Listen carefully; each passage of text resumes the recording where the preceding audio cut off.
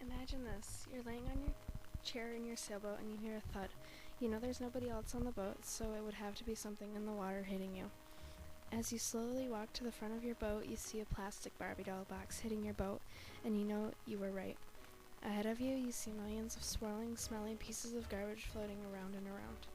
Millions of pounds of floating garbage from all around the world form the Great Pacific Garbage Patch. The garbage patch. It even sounds disgusting. Just imagine 3.5 million tons of garbage in the middle of the ocean. I can't even stand the garbage at my house, but that's exactly what it is. Garbage from all around the world, China, India, and even the United States gathers in the middle of the Pacific Ocean. Yes, even the garbage in Little Rhode Island sometimes gets into the garbage patch.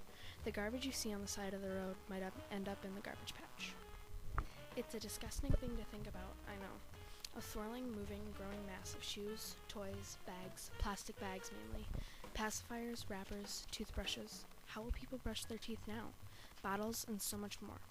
The swirling, growing, smelly bunch of garbage from all around the world has been swirling, forming, stinking since the 1950s, but hasn't been discovered since recently by Charles Moore when he was sailing.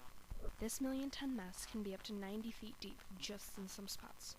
Yuck. Just thinking about it makes me feel sick. I mean, just imagine all of the stuff you throw away ending up in the Pacific Ocean. That might not be a great example. Oh, I've got one now. Okay, you're swimming. Everybody's gone swimming, right? Well, just imagine having a toothbrush up against your leg, or when you go underwater, you get a wrapper stuck on you. Gross enough, or do you want me to keep going? That's what the garbage patch really is. Could there be another garbage patch forming? Maybe. Researchers have found a high concentration of plastic debris floating in the Atlantic Ocean north of the Caribbean, months after concerns were raised over a vast patch of garbage floating in the Pacific Ocean. Now, exactly what can we do about this million-ton mass? Alright, first we need to understand how big the problem really is. Next, I have 3 words for you. Reduce, reuse, and recycle. I know you've probably heard it a million times, so have I, but it's true.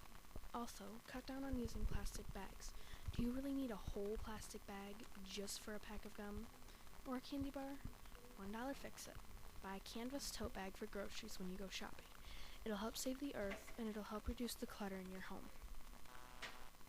Have you heard about Project Kasai? Well, in case you haven't, it's a project to study and clean up the garbage patch. It was launched in March of 2009. Kasai means ocean planet in Japanese, and it's the name of the iconic tall ship that was one of 2 research boats in the August expedition. The other was named New Horizon. In the summer of 2010, Project Kasai will launch its 2nd expedition to the North Pacific Gyre, where it will send multiple boats to continue marine debris research. So, I told you about the Great Pacific Garbage Patch, how big it is, how smelly it is, and how disgusting it is. Maybe you can do something about it. If this little digital story motivated you enough, maybe you can donate. If you want to donate, go to www.patch.wmv.org. This massive junk has been a problem for many years. Maybe you will be one of the people to help clean it up.